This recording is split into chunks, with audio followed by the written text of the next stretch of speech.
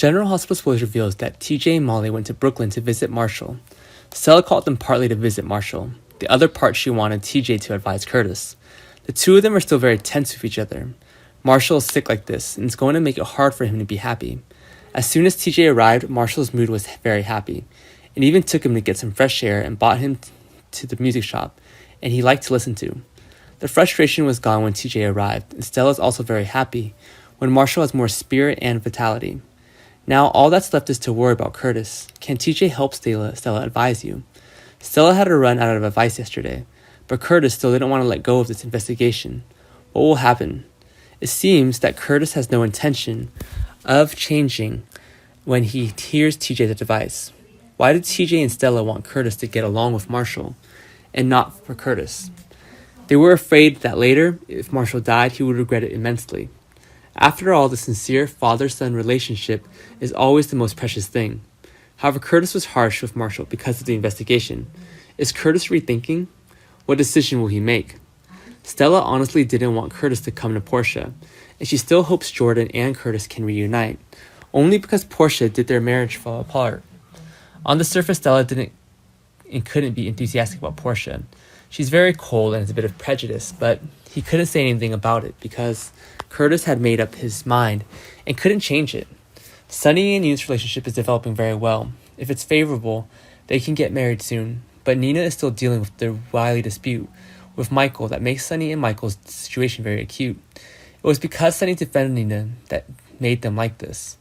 Michael couldn't accept Nina, and if Sunny continues like this, their father-son relationship will really end. Michael has been very lenient with Sunny since Carly and he divorced. Michael always sided with his mother. How can he accept the person who destroys his family? It is Nina.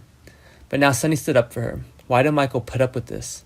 I haven't made a big deal about it, but I have the most respect for Sunny. Yet Sunny continued to overreact.